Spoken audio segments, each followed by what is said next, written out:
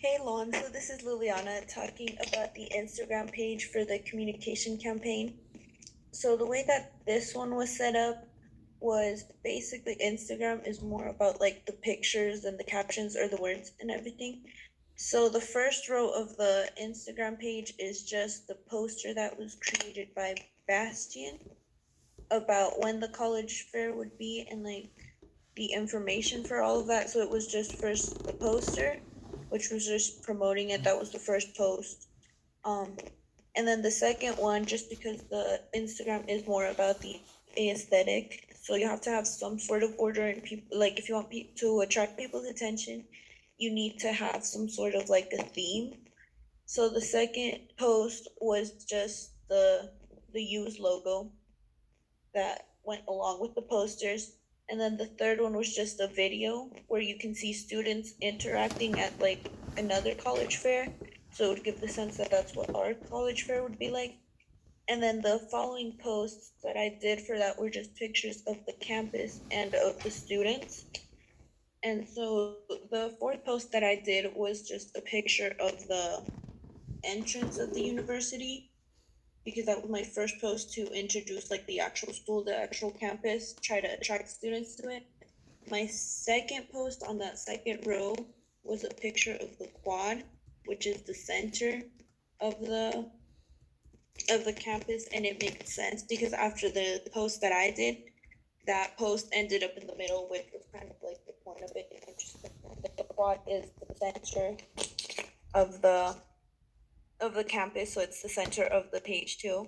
And then the following pages were just with people. So the post after the quad post is just their new student life center, so that they knew where we were operating out of if we were a U of U counselor.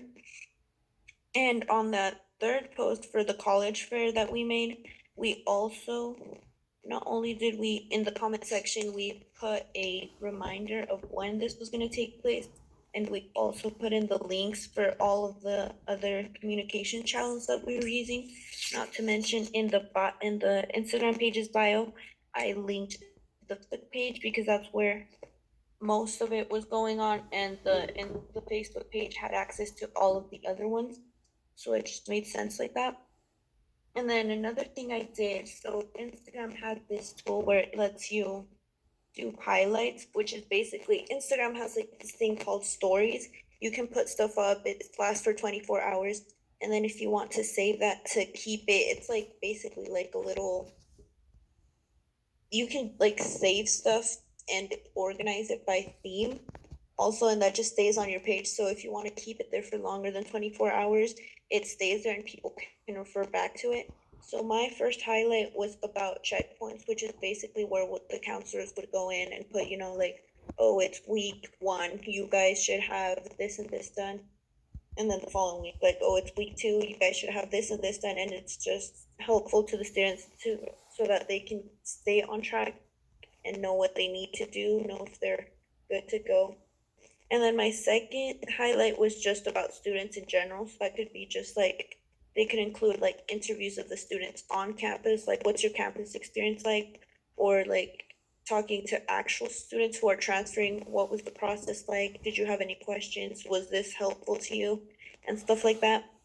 And then the last one was just important dates where, you could shoot out little reminders like, oh, by this date, we have this going on, or you can go do this and this, or like, stuff like that. Just important dates that they need to keep in mind.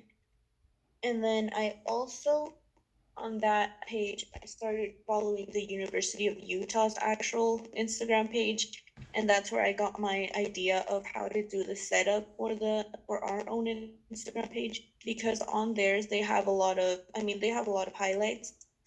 I only made 3, but they've included a lot of them over the time. And what I noticed in their theme was that they have a lot of students with pictures.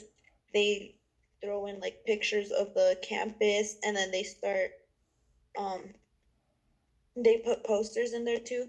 So that's why I did mine the way I did. My first row of post was all just posters promoting the school, promoting our campaign basically to help students transfer.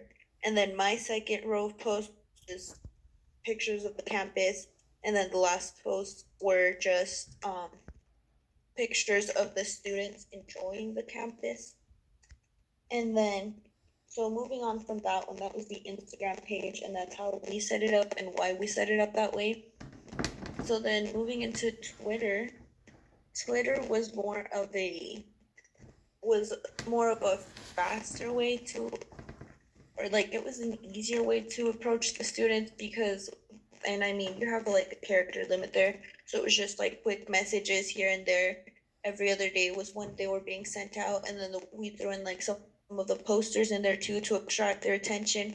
So there was like smaller tweets just reminding them of like the basics.